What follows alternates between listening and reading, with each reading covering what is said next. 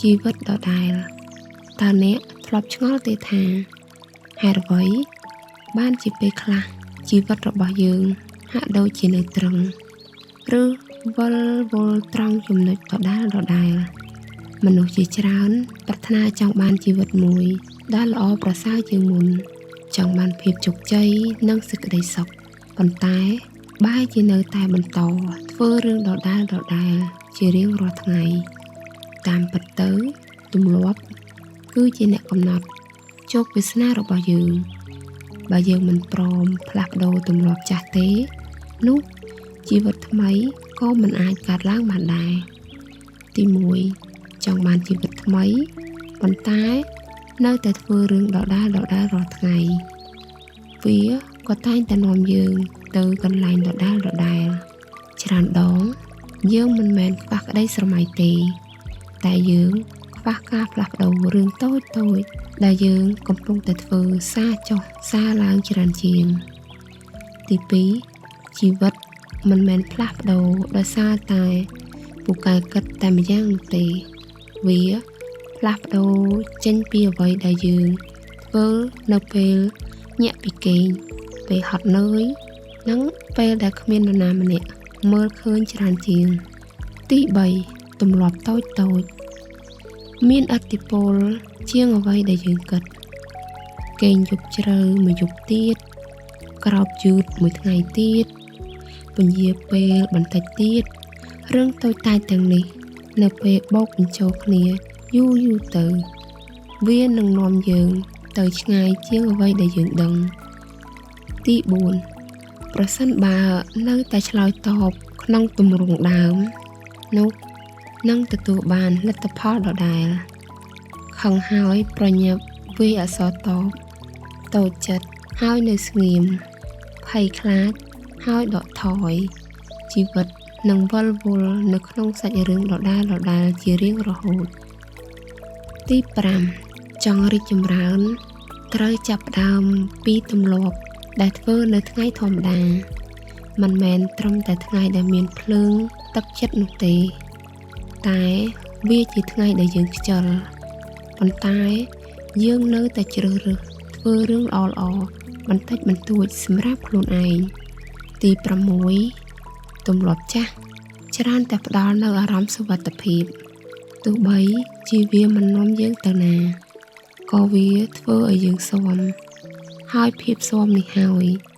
ដែលធ្វើឲ្យមនុស្សជាច្រើនជាប់គាំងក្នុងជីវិតដដែលយូរពេកទី7យើងច្រើនតែរំពឹងចង់បានលទ្ធផលថ្មីដោយប្រើវិធីសាស្ត្រចាស់ចង់មានលុយសន្សំ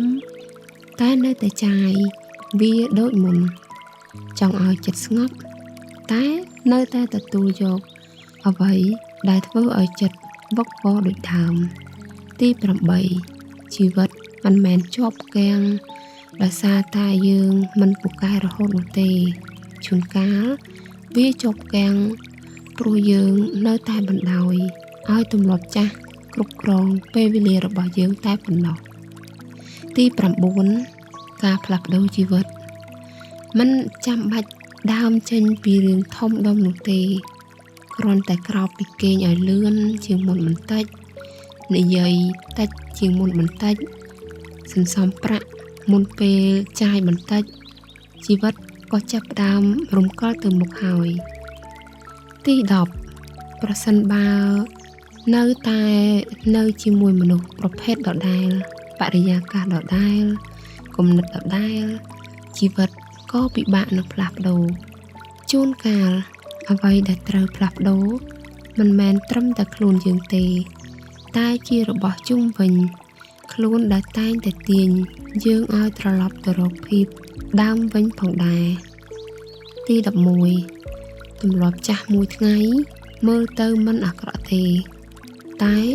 វាបន្តិចម្ដងកំពុងស៊ីអនាគតរបស់យើងការពន្យាពេលគ្រប់យ៉ាងដោយប្រាប់ខ្លួនឯងថាចាំស្អែកសុំចាប់ដើមវាមិនឈឺចាប់ភ្លាមទេតែវាខាតបង់ពេលវេលាបន្តិចម្ដងទី12ប្រសិនបើចង់បានទំនាក់ទំនងថ្មី យើងប្រហែលជាត្រូវឈប់ឆ្លើយតបក្នុងទម្រង់ចាស់ឈប់ព្រមតាមគេព្រោះខ្លាចបាត់បង់ឈប់ស្ងៀមស្ងាត់ព្រោះខ្លាចមានបញ្ហាឈប់រត់តាមអ្នកដែលមិនធ្លាប់ឈប់រងចាំយើងទី13ជីវិតថ្មីមិនមែនកើតចេញពីកម្លាំងចិត្តមួយឆាវនោះទេតែវាកើតចេញពីការធ្វើសកម្មភាពថ្មីសាចុះសាឡើងមនុស្សភាគច្រើនអាចផ្លាស់ប្ដូរបាននៅពេលដំបូងតែក្រោយមកក៏ត្រឡប់ទៅសភាពដើមវិញព្រោះចុងក្រោយនៅតែចាយជីវិតក្នុងចង្វាក់ដដែលទី14កុំមើលងាយការផ្លាស់ប្ដូរតូចតាចដើរមួយថ្ងៃ15នាទីអានសៀវភៅមួយថ្ងៃមួយទំព័របិទទូរស័ព្ទមុនពេលចូលគេងរបស់តូចតាចទាំងនេះហើយដែលបន្តិចម្ដងផ្លាស់ប្ដូរមនុស្សម្នាក់បានទី15ទម្លាប់ខ្លះយើងមិនបានជ្រើសរើសដោយខ្លួនឯងផងយើងគ្រាន់តែស៊ាំនឹងការគិតអវិជ្ជមានស៊ាំនឹងការពន្យាពេលស៊ាំនឹងការខកខើចំពោះខ្លួនឯងពេលស៊ាំយូរទៅយើងក៏គិតថាជាអត្តសញ្ញាណរបស់យើងទៅហើយទី16ការផ្លាស់ប្ដូរទម្លាប់គឺជាការយល់ព្រមទទួលយកភាពស្រួលចិត្តមួយរយៈព្រោះរបស់ថ្មីច្រើនតែពិបាកតែបើយើងអាចស៊ូទ្រាំនឹងភាពលំបាកនោះបានជីវិតមិនត្រូវបានចាក់សោដោយភាពស៊ាំទៀតទេទី17បើមិនចង់បានជីវិតដដែលគឺត្រូវហ៊ានធ្វើអ្វីដែលមិនដូចដើមមិនចាំបាច់ក្រឡប់ចាក់ជីវិតទាំងមូលក្នុងមួយយប់ទេគ្រាន់តែឈប់ធ្វើរឿងខ្លះដែលទាញយើងចុះក៏ចាត់ទុកថាជាការចាប់ផ្ដើមបាត់ទៅហើយទី18ទម្លាប់ចាស់ជីវិតដដែលហើយបើយើងចង់បានជីវិតដែលប្លែកពីមុនចុងក្រោយយើងក៏ប្រហែលត្រូវចាប់ផ្ដើមពីការចំណាយពេលវេលាថ្ងៃធម្មតារបស់ខ្លួនឯងឲ្យប្លែកពីមុនជាមុនសិនទី19ការត្អូញត្អែមិនដែលជួយដោះស្រាយបញ្ហាទេបើយើងនៅតែត្អូញត្អែរឿងដដែលយើងកំពុងតែចំណាយថាមពលទៅលើការបំផ្លាញខ្លួនឯងផ្លាស់ប្ដូរពីការត្អូញត្អែទៅជាការសួរសំណួរថាតើខ្ញុំអាចធ្វើអ្វីបានខ្លះដើម្បីកែប្រែវាទី20ភាពជោគជ័យមិនមែនជារឿងចៃដន្យទេតែជាលទ្ធផលនៃវិន័យប្រចាំថ្ងៃកុំរងចាំរហូតដល់មានអារម្មណ៍ល្អទើបចាប់ផ្ដើមធ្វើមនុស្សជោគជ័យតែងតែចាប់ផ្ដើមធ្វើសកម្មភាពទាំង3ទោះបីជាពួកគេមានអារម្មណ៍ថាខ្ជិលក៏ដោយទី21ការរៀនសូត្រមិនគួរបញ្ចប់នៅពេលយើងចេញពីសាលារៀនឡើយទម្លាប់ចាស់ដែលគិតថាខ្លួនឯងចេះគ្រប់គ្រាន់ហើយនឹងធ្វើឲ្យយើងដើរថយក្រោយបើកចិត្តរៀនសូត្រអ្វីថ្មីទោះត្រឹមតែ5នាទីក្នុងមួយថ្ងៃក៏ធ្វើឲ្យអ្នកក្លាយជាមនុស្សថ្មីបានដែរ22ថែរក្សាសុខភាពជារឿងចាំបាច់មិនមែនជារឿងបន្ទាប់បន្សំទេទម្លាប់នៃការញ៉ាំអាហារគ្មានជីវជាតិនិងមិនហាត់ប្រាណនឹងទាបបំណុលពីយើងនៅថ្ងៃអនាគតការចាប់ផ្ដើមស្រឡាញ់ខ្លួនឯងត្រូវចាប់ផ្ដើមពីការថែរក្សារាងកាយនេះឯងទី23ការប្រៀបធៀបខ្លួនឯងទៅនឹងអ្នកដទៃគឺជាចោរលួចសេចក្តីសុខ